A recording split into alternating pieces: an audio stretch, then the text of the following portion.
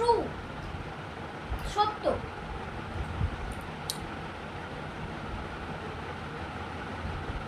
কালেস্কির মতে শিল্পজাত দ্রব্যের ইউনিট পিছু দাম ইজিক্যাল টু গড় পরিবর্তনশীল ব্যয় প্লাস মার্কআপ।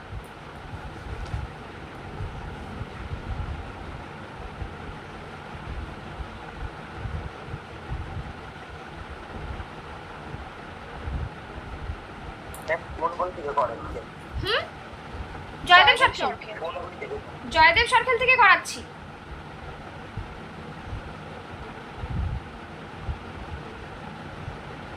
তারপরে বলেছে ফার্মের উদ্বৃত্ত উৎপাদন ক্ষমতা থাকার জন্য দীর্ঘকালীন এলএসি রেখা এল আকৃতির হয়।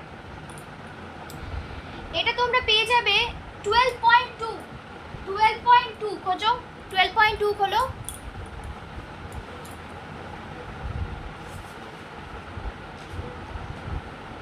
দেখো একটা জায়গাতে লেখা আছে এলএসি রেখা এল আকৃতির, বইটা রাখো এখানটায়। 12.2 তে দেখো এই যে পেয়েছো, মার্ক করো বইতে, ওই জায়গাটা মার্ক করো। ওই জায়গাটা একবার পড়বে যখন ধরো এই চ্যাপ্টারটা যখন পরীক্ষা দেবে বা কিছু, এই চ্যাপ্টারটা যখন পরীক্ষা দেবে তখন যেই জায়গাগুলো মার্ক করিয়ে দেবো, আর বইতে যেগুলো বোল্ড করা আছে, ব্লু কালিতে বোল্ড করা আছে, সেই জায়গাগুলো পড়বে। আচ্ছা, তার আগে দেখো কালেস্কির মত, ওই পেজেই দেখবে ওপরের দিকে 12.2 শুরু হওয়ার আগে, 12.2 শুরু হওয়ার আগে অ্যাকর্ডিং টু কালেস্কি, ওখানে দেখো যেটা একটু আগে লেখালাম সেই জিনিসটা লেখা আছে। রাখো বইটা দেখিয়ে দিচ্ছি। আরেকবার বলুন, বুঝতে পারছি না। 12.2 এটা শুরুর আগে একটা প্যারাগ্রাফ আছে যেখানে লেখা আছে কালেস্কির মত, পেয়েছো? হ্যাঁ হ্যাঁ। তার 2 নম্বর 3 নম্বর লাইনে দেখো একটু আগে যেটা করালাম 2 নম্বরের উত্তরটা লেখা আছে।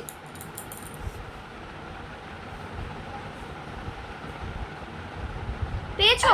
পেয়েছি। মার্ক করো। নেক্সট, তার মানে এটা আমাদের কি হলো? ট্রু, সত্য। 4 নম্বর, এই চ্যাপ্টারগুলো আমরা পরে নিম্নাভিমুখী লেখা। হ্যাঁ, নিম্নাভিমুখী লেখা না, ল্যাক রেখা। কোথায়? ল্যাক নয়, এলএসি বলে এটাকে। মানে না, তার আগে দেখো এল আকৃতি, এল আকৃতি, এল আকৃতি লেখা আছে, দেখো উপরের দিকে লেখা আছে। ও হ্যাঁ হ্যাঁ হ্যাঁ। আচ্ছা আচ্ছা, কখন ইউ আকৃতির নিম্নাভিমুখী হয় সেটাও লিখেছে, দেখো ভালো করে দেখো, পুরোটা পড়লে বুঝতে পারবে কি বলেছে ওখানটায়। এইগুলো আমি এই চ্যাপ্টারগুলো করাবো, ডিটেলসে করাবো। কবে? টেস্টের পর। আপাতত টেস্টের জন্য তোমাদের সামনে তো টেস্টের না, সামনে প্রি টেস্ট। প্রি টেস্ট তো আমাদের মনে হয় হবে না। যাই হোক, আমি মোটামুটি প্রি টেস্ট হবে না, মোটামুটি টেস্টের পর করাবো। নভেম্বরে তো টেস্ট, নভেম্বর পর্যন্ত ধরো অন্য চ্যাপ্টারগুলো আমাদের এখনো কতগুলো 5 নম্বরের বাকি আছে, দুখানা। ওই দুটো চ্যাপ্টার করাতে অনেকটা সময় লাগবে, প্রায় 4টে করে ক্লাস লাগবে। 4টে 8টা, মানে 2 মাস চলে যাবে। এখন চলছে সেপ্টেম্বর, এই আগস্ট, সেপ্টেম্বর, অক্টোবর চলে যাবে। নভেম্বরে তোমরা টেস্ট পরীক্ষা দেবে, তারপরে আমরা এই চ্যাপ্টারগুলোকে ডিটেলসে আলোচনা করব, ঠিক আছে?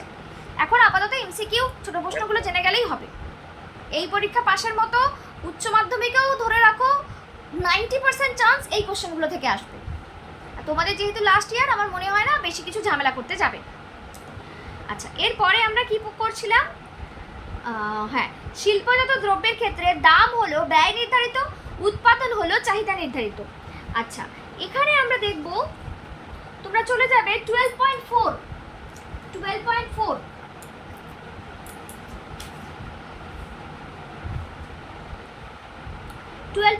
এর একদম শেষের দুটো লাইন পড়ো, বা বোল্ড করে রাখা, হ্যাঁ ওই লাইনটা পড়ো, জায়গাটা মার্কও করে নেবে। ম্যাম আরেকবার বলবেন কেটে? হ্যাঁ বললাম 12.4 এর লাস্ট লাইন দুটো পড়ো, 12.4 এর লাস্টের দুটো লাইন পড়ো। এই যে 12.4, এটার লাস্টের দুটো লাইন পড়ো। সকালবেলা তো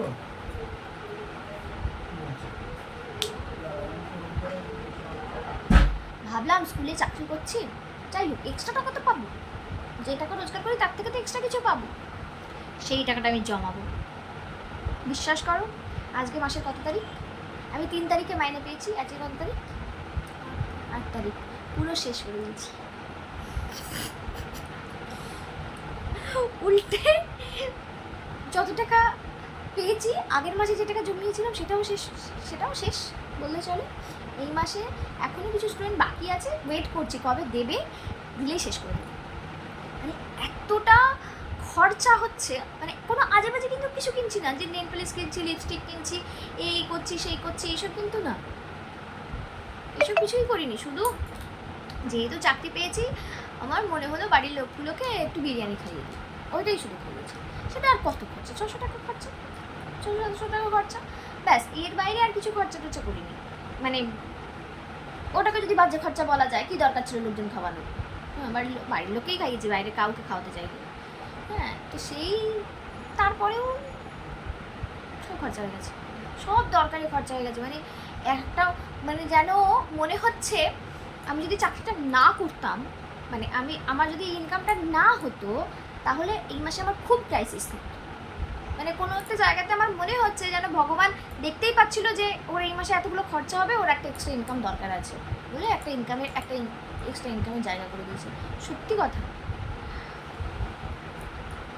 যদি না হতো না, সত্যি মানে আমার মানে আমি কারো কাছে কোনোদিনই ধার করিনি যে আমাকে কিছু টাকা ধার দাও বা কিছু, কোনোদিনই বলিনি। পড়ার পরে বলো উত্তরটা কি হবে, ট্রু ফলস কি হবে? ট্রু। ট্রু।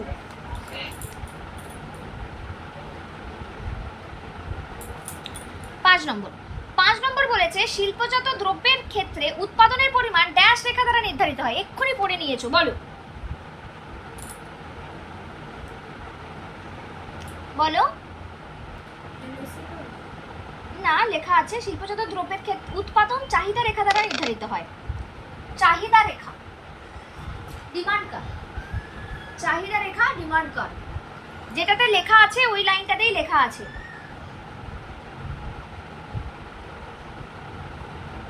আচ্ছা, এর পরের প্রশ্ন 6 নম্বর, মার্কআপ ব্যবস্থা কাকে বলে? এইটা তোমরা সংজ্ঞাটা মুখস্থ করবে, কারণ সংজ্ঞাটা শূন্যস্থান পূরণ এইভাবে দিয়ে দিতে পারে কিছু একটা। সংজ্ঞা কি এখানে দেওয়া আছে? উৎপাদনের ব্যয়ের সঙ্গে কোনো কিছু যোগ দিয়ে দাম নির্ধারণের পদ্ধতিকে মার্কআপ বলা হয়, মার্কআপ ব্যবস্থা বলা হয়। তোমাদের বইতে আছে, বইয়ের একদম প্রথমে দেখো, একদম প্রথমে সেকেন্ড প্যারাগ্রাফের লাস্ট দুটো লাইন, একদম প্রথমে 12.1 চলে যাও। 12.1 এর সেকেন্ড প্যারাগ্রাফের লাস্ট লাইন দেখো।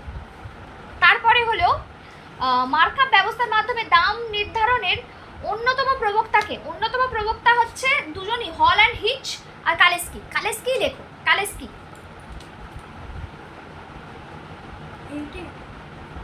না, 7 হলো কালেস্কি। তারপরে হলো 8 নম্বর হচ্ছে মার্কআপ ব্যবস্থায় শিল্পের দীর্ঘকালীন যোগান রেখার আকৃতি।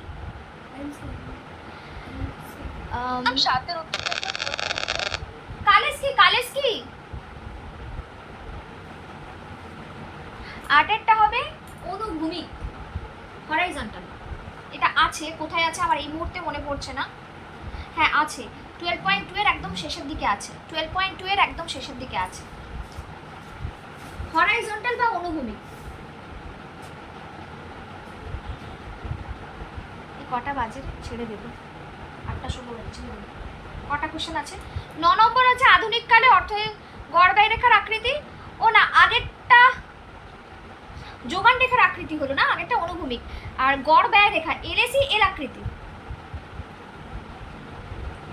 এলএসি এল আকৃতি আগেই করেছি আমরা। কিসে? 9এরটা এল।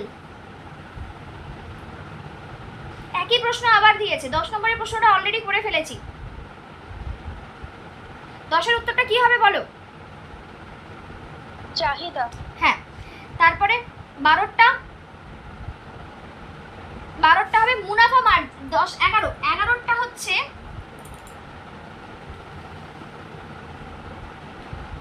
স্বাভাবিক মুনাফা উৎপাদন ব্যয়ের অন্তর্ভুক্ত থাকে।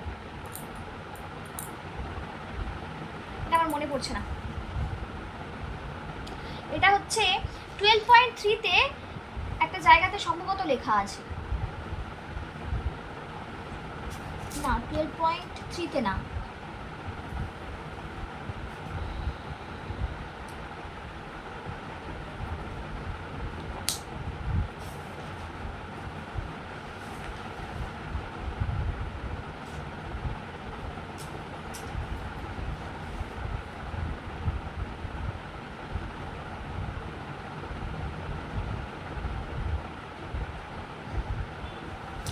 প্রশ্নটা মনে পড়ছে না তো। স্বাভাবিক মুনাফা উৎপাদন ব্যয়ের অন্তর্ভুক্ত থাকে। পরে আমাকে একটু হোয়াটসঅ্যাপ করো, হ্যাঁ। তারপরেরটা 12টা হবে মুনাফা মার্জিন, প্রফিট। 12এরটা হবে প্রফিট, মুনাফা মার্জিন। 13টা হচ্ছে ন্যূনতম সর্বোত্তম মাত্রা কাকে বলে। এটাও খুঁজতে হবে।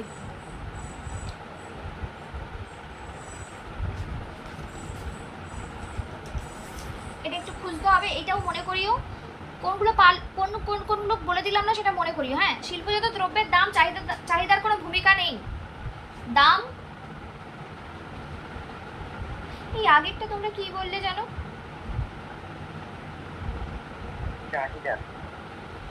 ভুল হলো না? দ্রব্যের দাম চাহিদা দ্বারা নির্ধারিত নয় তো, দ্রব্যের দাম ব্যয় দ্বারা নির্ধারিত। ভুল বলেছো, 10এরটা ভুল বলেছো। 10এরটা হবে ব্যয়, 10এরটা হবে ব্যয়, কস্ট। 10 হবে 10এরটা হবে কস্ট। তাহলে 14টা লিখতে হবে।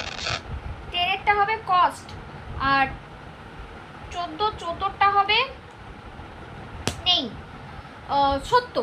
14টা হচ্ছে ট্রু।